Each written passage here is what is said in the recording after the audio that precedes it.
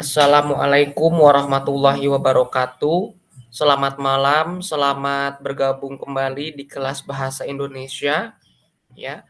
Pada malam hari ini adalah malam keempat, maka di malam keempat ini kita akan memasuki materi baru ya tentang paragraf. Ya nanti akan saya tampilkan PowerPoint ya sekaligus akan saya presentasikan apa-apa saja hal-hal penting atau materi yang akan kalian terima untuk pertemuan keempat malam hari ini. Sebentar akan saya tampilkan ya.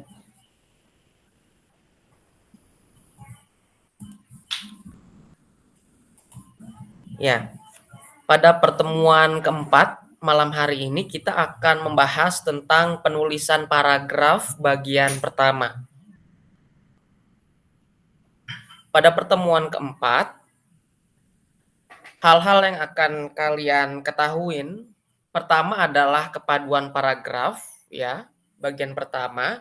Kemudian yang kedua adalah pola-pola dasar pembuatan paragraf.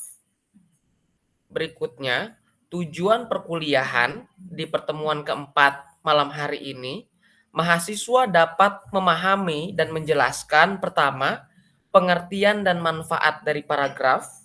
Kemudian yang kedua adalah struktur umum paragraf dan yang ketiga adalah syarat-syarat paragraf. Ya, khususnya dalam pembuatan paragraf.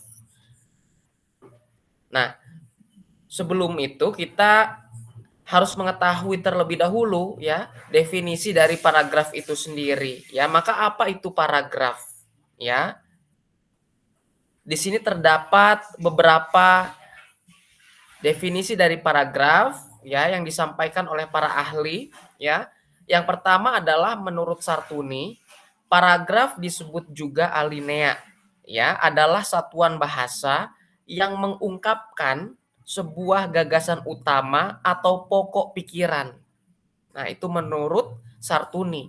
Terus kemudian yang kedua menurut Goris Keraf ya, alinea atau paragraf ya merupakan himpunan dari kalimat-kalimat yang bertalian dalam suatu rangkaian untuk membentuk suatu gagasan ya karena memang ya paragraf itu terbentuk dari gabungan kalimat-kalimat ya maka disampaikanlah oleh Goris Keraf bahwa ya kalimat-kalimat yang bertalian itu membentuk sebuah paragraf ya menyatakan sebuah ide atau gagasan.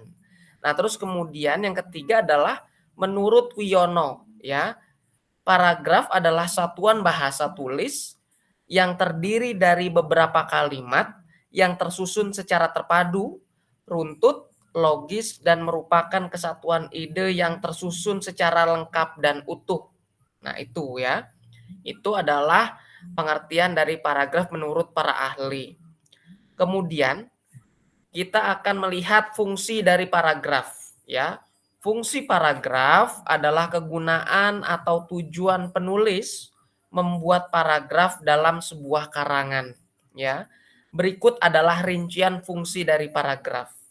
Pertama adalah kejelasan gagasan dalam paragraf yaitu penulis dapat menguraikan ide penulisan dan di mana tulisan dimulai dan diakhiri. Jadi sebuah paragraf itu harus logik, ya harus logis, ya berkaitan dengan tema yang diangkat dalam teks tersebut, ya. Terus kemudian yang kedua adalah pengonsentrasian pikiran pada gagasan melalui perhatian, ya. Dan yang ketiga adalah keindahan dan membuat tulisan terstruktur atau secara gramatika itu benar. Berikutnya, nah perhatikanlah contoh paragraf berikut ya. Terdapat 7 kalimat dalam paragraf ini. Guru ialah orang yang terpelajar. Kalimat pertama. Ia harus tahu lebih banyak daripada murid-muridnya. Namun, ia juga sadar bahwa ia tidak mengetahui semua perkara. Ya. Ia juga perlu sadar bahwa dirinya sebenarnya adalah pelajar. Guru merupakan teladan bagi murid-muridnya, tetapi ia juga melakukan kesalahan. Ya, ia manusia biasa. Seharusnya objektif, tetapi hubungan guru dengan murid begitu dekat, acap kali sukar untuk bersikap objektif, ya. Maka topik dari paragraf ini adalah tentang guru, ya. Kemudian di kalimat setelah kalimat pertama diperlebarlah, ya, apa yang dimaksud dengan guru sebagai orang yang terpelajar itu, ya. Diperlebarlah atau dielaborasi pada kalimat kedua sampai kalimat ketujuh. Nah, ini juga bisa disebut sebagai teks ya. Teks tidak harus eee, terdiri dari gabungan beberapa paragraf, ya. Tetapi teks juga bisa terdiri hanya dari satu paragraf. Nah, itu teks ya. Nah, teks atau paragraf bisa kita ciptakan melalui bahasa tulis maupun bahasa lisan. Tapi lebih umum diketahui teks itu selalu dalam eee, bentuk bahasa tulis. Tetapi ketika saya mempresentasikan materi seperti ini ke kalian, maka ini adalah teks yang saya ciptakan. Maka dalam teks itu terdapat beberapa paragraf, ya. Berikutnya, bagan satu, kaitan kalimat dan paragraf. Ya, tadi saya katakan bahwa gabungan kalimat itu membentuk paragraf, ya. Dalam sebuah paragraf, ya, pastinya terdiri dari beberapa kalimat. Terus kemudian gabungan dari paragraf itu membentuk sebuah wacana atau sebuah teks, ya. Maka sebuah teks itu adalah gabungan dari beberapa paragraf yang terdiri dari teks dari paragraf pembuka, ya. Kemudian paragraf badan, ya, atau isi, kemudian kesimpulan, ya. Kesimpulan biasanya dalam sebuah paragraf kita ambil contoh eksposisi yaitu mengulang, ya. Mengulang, posisi si penulis dalam sebuah isu, ya, yang diangkat. Nah, terus kemudian kita lihat, pada penempatan gagasan utama dalam paragraf, ya.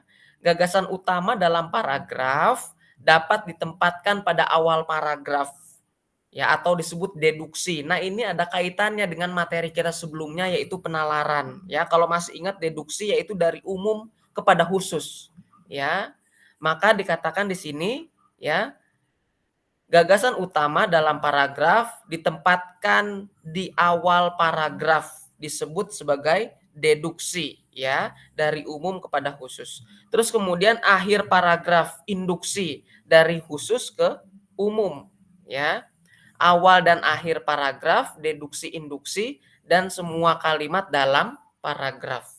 Nah, kita lihat di sebelah kanan terdapat contoh gagasan utama pada awal paragraf, ya. Penempatan gagasan utama pada awal paragraf atau disebut juga deduksi dari umum ke khusus, ya, ditempatkan pada kalimat pertama atau kalimat kedua dari sejumlah kalimat dalam paragraf. Ya, contohnya, pembiayaan investasi khusus untuk ekspor sektor manufaktur non-migas sebenarnya telah disediakan sejak tahun 1986, yaitu dalam bentuk program EDP atau EDP, Export Development Project. Nah, maka yang dijadikan sebagai gagasan utama, ya, atau yang akan dielaborasi kemudian yaitu adalah Export Development Project dalam hal ini, ya. Itu sebagai konteks deduksinya, ya. Kemudian program EDP ini merupakan hasil kerjasama antara pemerintah Indonesia dan Bank Dunia, yang masuk ke dalam konteks khusus dari EDP. Diketahui bahwa EDP adalah hasil kerjasama antara Indonesia dan Bank Dunia. Nah, terus kemudian yang ketiga adalah sesuai dengan Loan and Project Agreement, ya, yang telah ditandatangani, program EDP hanya menyediakan dana berupa kredit investasi. Maka khusus lagi, ya, bahwa dikatakan EDP hanya menyediakan dana kredit investasi. Dan kalimat keempat, adapun proyek-proyek yang memproses bahan baku menjadi bahan setengah jadi atau barang jadi untuk tujuan ekspor, ya. Dan yang kelima adalah produk yang dihasilkan minimal 65% untuk ekspor. Nah, dari yang pertama, kalimat pertama adalah EDP, Export Development Project, Ya, secara umumnya dijelaskan bahwa IDP ya adalah pembiayaan investasi khusus untuk ekspor sektor manufaktur ya, yang sudah disediakan sejak tahun 1986, yaitu disebut sebagai IDP. Masuk ke dalam kalimat-kalimat berikutnya, mulai dari kalimat kedua sampai dengan kalimat kelima adalah informasi khusus dari IDP tersebut ya, Export Development Project, yaitu gagasan utama. Nah, ini adalah bentuk dari gagasan utama pada awal paragraf ya. Terus kemudian kita masuk ke slide berikutnya adalah tentang gagasan penempatan gagasan utama dalam paragraf ya, khususnya ini pada akhir paragraf ya. Dalam paragraf ini uraian yang berupa penjelasan ya mengawali paragraf dan menyusul kalimat topik atau gagasan utama. Penanda kalimat penutup yang berisi gagasan utama itu biasanya dimulai dengan ungkapan penghubung seperti oleh karena itu ya. Jadi dengan demikian ya pendeknya atau singkatnya dan sebagainya ya. Nah, ini kalau gagasan utama pada akhir paragraf, kalau tadi disebut deduksi ya pada awal, ketika pada akhir disebut sebagai induksi ya, dari khusus kepada umum ya. Lihat contohnya di sini ya. Peneliti Tambo Minangkabau dari sudut sejarah sebagaimana telah dikemukakan oleh ahli-ahli sejarah tersebut di atas ternyata tidak cocok karena banyak roman-roman yang tidak terdapat dalam Tambo Minangkabau ya. Kemudian kalimat kedua, hal ini lebih memungkinkan kita bahwa Tambo Minangkabau memang bukan karya sejarah. Ya, karya sejarah ya konteks umum. Jadi Tambo Minangkabau dikatakan bagian dari karya sejarah, tetapi dalam sebuah penelitian itu bukan. Ya. Kemudian yang ketiga adalah itulah sebabnya tidak tepat ukuran dalam sejarah diterapkan dalam Tambo Minangkabau atau karya lain yang sejenis dengan itu. Nah, inilah dikatakan bahwa gagasan utama pada akhir paragraf ya, yaitu tentang Tambo Minangkabau ya. Kenapa? Di kalimat pertama juga ada tulisan Tambo Minangkabau tetapi diawali dengan kata benda yaitu peneliti, peneliti Tambo Minangkabau ya. Tidak langsung kepada frase kata bendanya Tambo Minangkabau ya. Jadi di situ peneliti Tambo Minangkabau ketika pembaca melihat kalimat pertama dia masih menebak-nebak sekiranya apakah ada bentuk karya karya sejarah lain ya, karya sejarah lain selain Tambo Minangkabau yang akan dijelaskan. Ternyata dalam kalimat ketiga atau terakhir ya masih berfokus ya kepada Tambo Minangkabau dan fokus utamanya memang kepada Tambo Minangkabau atau karya lain yang sejenis dengan itu. Maka ini dikatakan adalah gagasan utama pada akhir paragraf ya atau disebut juga sebagai induksi. Berikutnya adalah penempatan gagasan utama pada awal dan akhir paragraf. Nah, ini sangat mudah diketahui ya. Penempatan gagasan utama pada awal dan akhir paragraf bertujuan untuk memberikan penegasan ya. Di garis bawahi adalah penegasan bahwa gagasan itu sangat penting sehingga perlu pengulangan. Karena sangat penting maka ditegaskan gagasan utama itu pada awal dan akhir paragraf ya. Pemerintah tahu bahwa rakyat Indonesia sangat memerlukan rumah yang sehat dan kuat. Maka rumah yang sehat dan kuat ini adalah gagasan utama dari paragraf ini di kalimat pertama ya. Kementerian PUPR telah lama menyelidiki hal ini ya. Dicarinya bahan rumah yang murah namun berkualitas untuk membentuk rumah yang sehat dan kuat tadi itu ya. Agaknya bahan perlit yang diperoleh dari batu-batuan gunung berapi sungguh menarik perhatian ya. Bahan ini tahan api, tahan air dan tahan suara ya. Lagi pula dapat dicetak menurut kehendak kita. Inilah sebabnya pemerintah berusaha membangun ratusan rumah murah, sehat, dan kuat. Maka diulang lagi tadi ya, gagasan utama di awal, di kalimat pertama tadi itu ya, bahwa rumah yang sehat dan kuat, ini ada tambahannya itu murah, karena bahan bakunya murah tetapi berkualitas.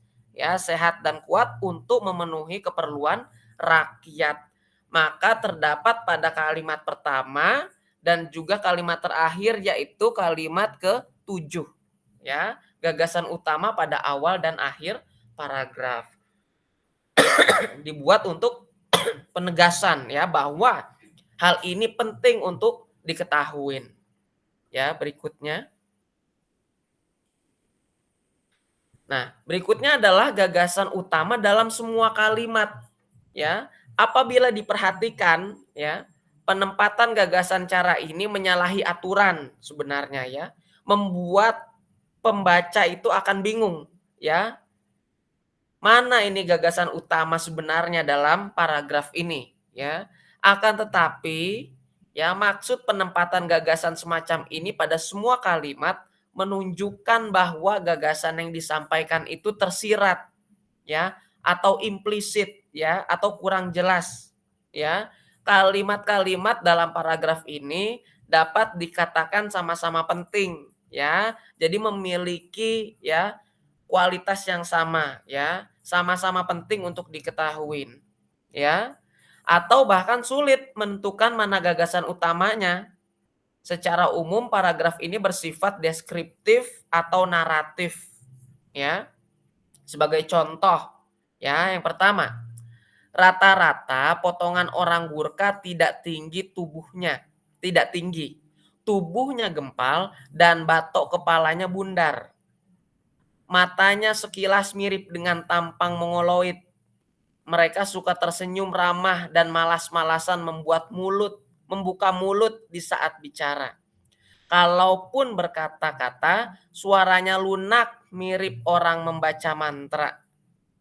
Mereka lebih suka memainkan kernyit dahi daripada menunjuk.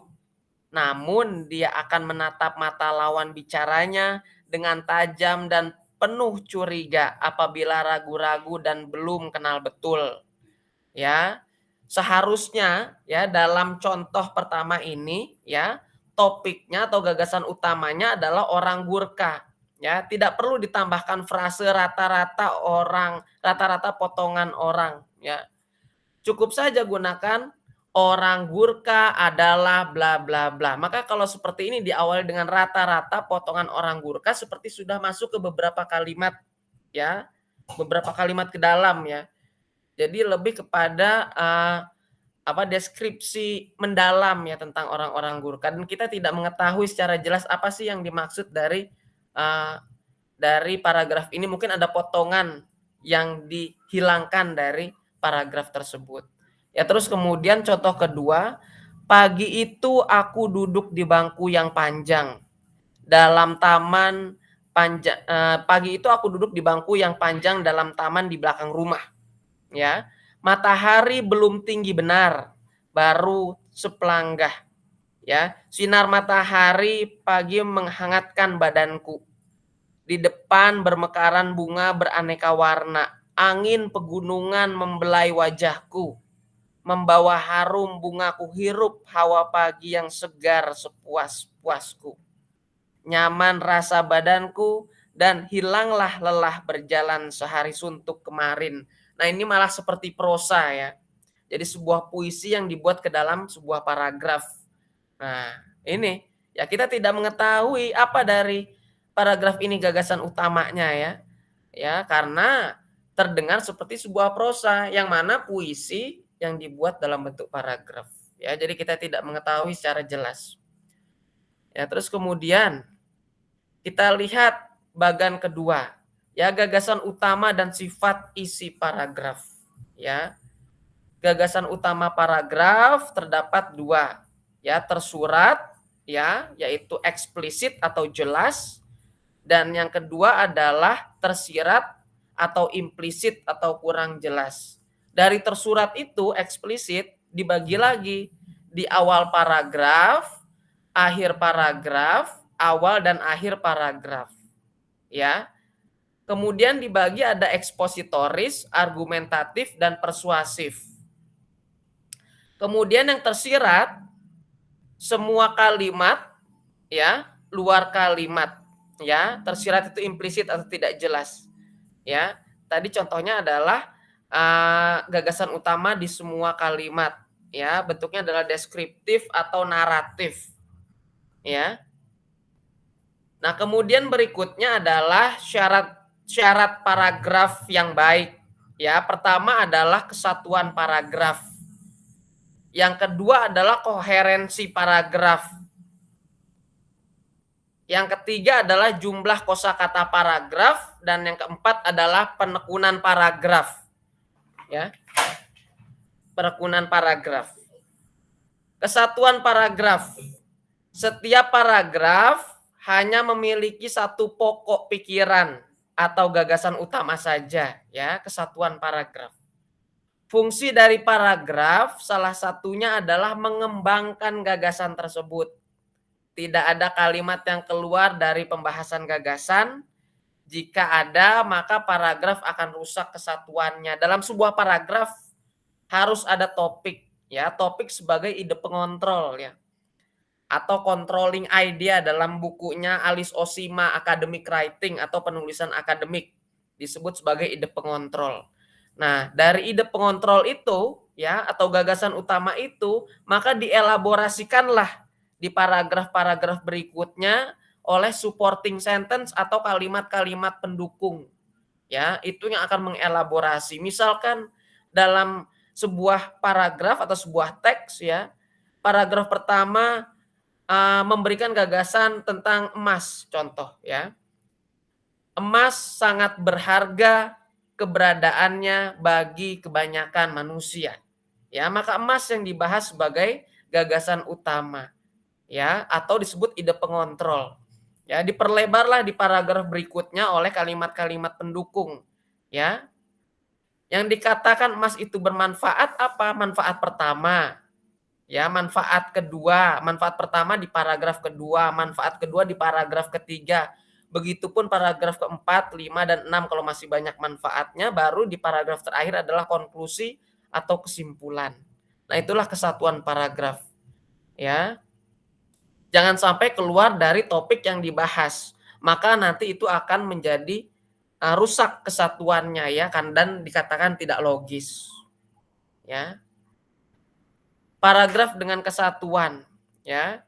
Kebebasan berekspresi berdampak pada pengembangan kreativitas baru. Dengan kebebasan itu, para guru dapat leluasa mengajar siswanya sesuai dengan basis kompetensi siswa dan lingkungannya.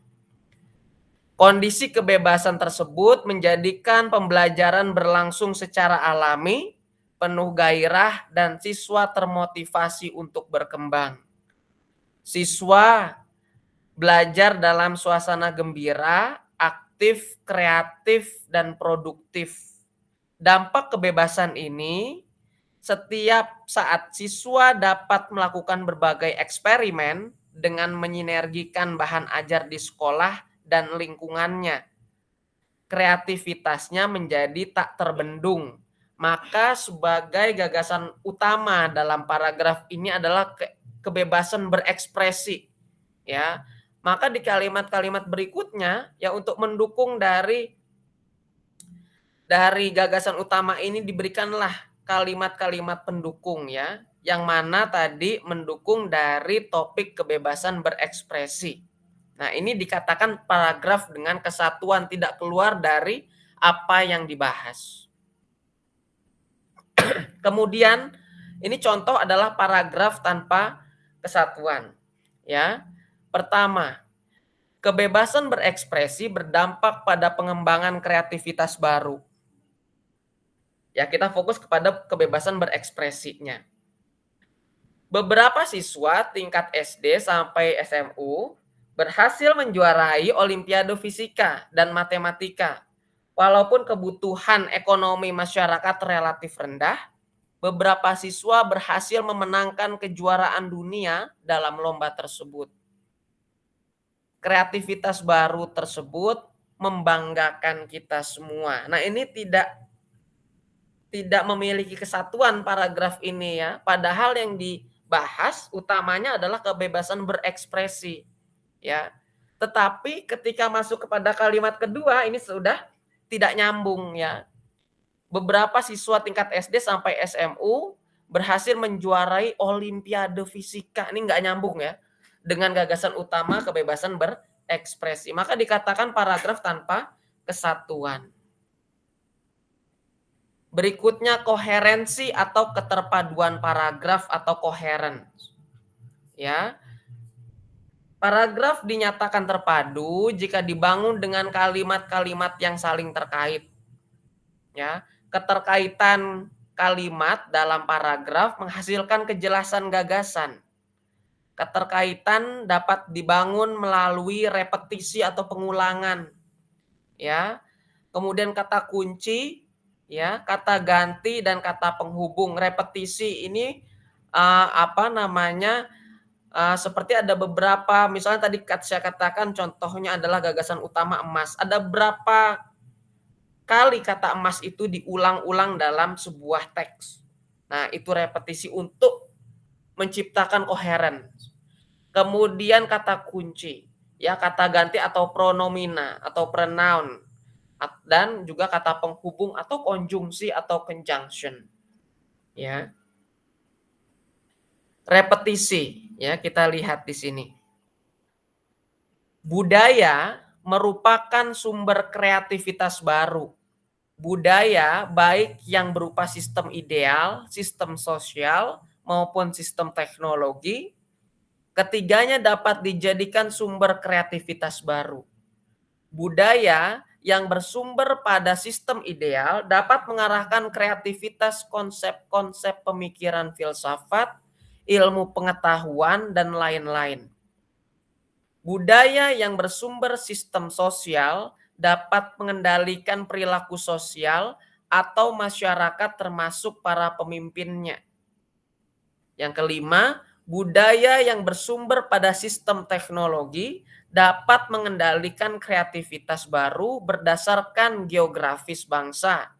Misalnya, sebagai negara pertanian, ya, harus memproduksi teknologi pertanian.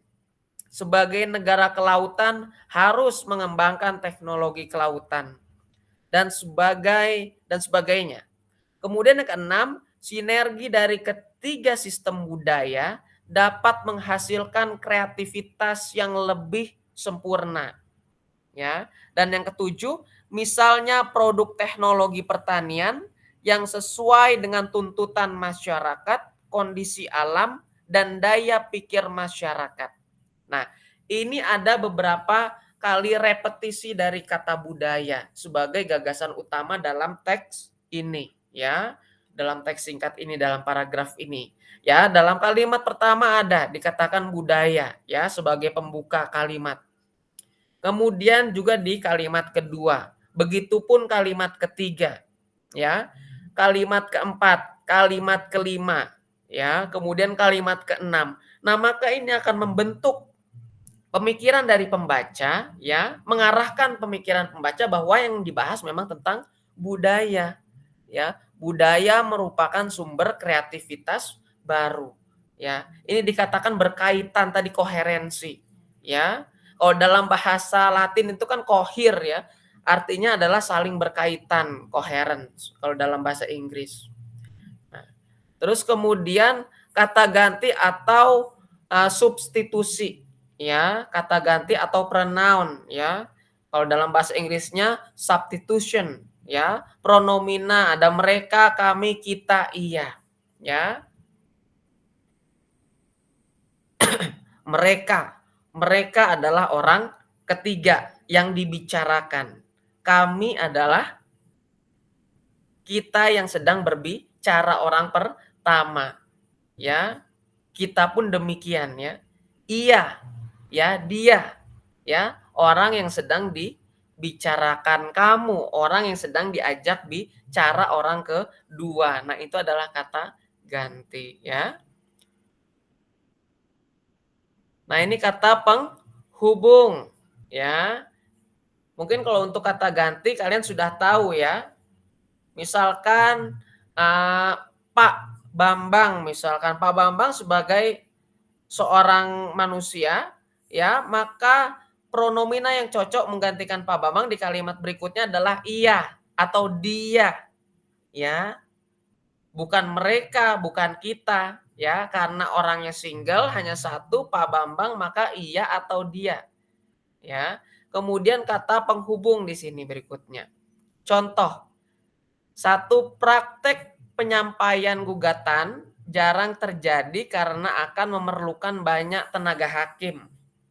Oleh karena itu, ya, rencana pemerintah melipat gandakan hakim baru akan banyak membantu mereka yang tidak mampu secara ekonomis di dalam pengadilan, ya. Nah, di sini memerlukan banyak tenaga hakim, ya, sebabnya, ya. Maka oleh karena itu adalah kata penghubung yang menyatakan sebab akibat, ya. Disebut juga kata penghubung sebagai conjunction atau konjungsi, ya. Ada konjungsi subordinator, ada konjungsi koordinator, ya. Oleh karena itu, ini adalah efeknya, ya, akibatnya, ya, dari memerlukan banyak tenaga hakim, rencananya pemerintah melipat gandakan hakim baru akan banyak membantu mereka yang tidak mampu secara ekonomis di dalam pengadilan.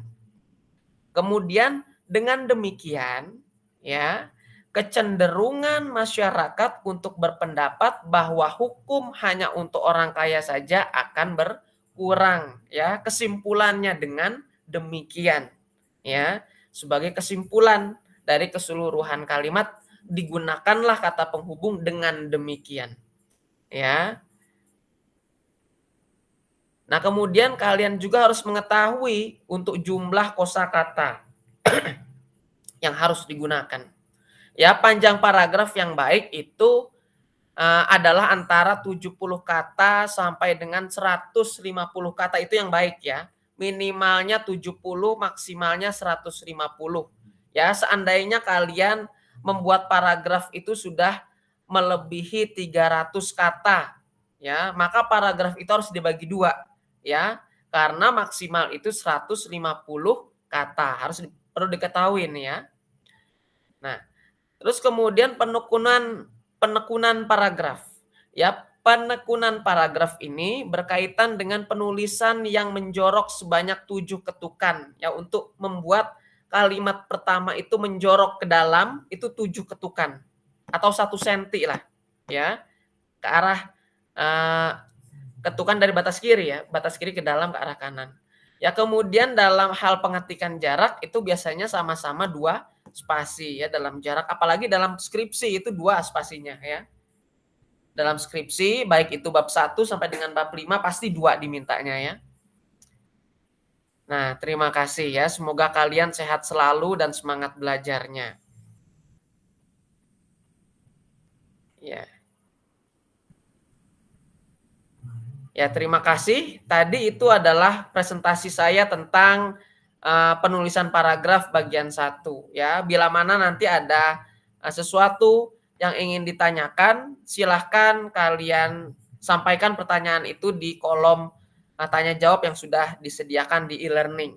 Ya, terima kasih sudah menonton video ini ya. Selamat malam, selamat belajar ya. Terus jaga kesehatan. Ya, saya tutup. Wassalamualaikum warahmatullahi wabarakatuh.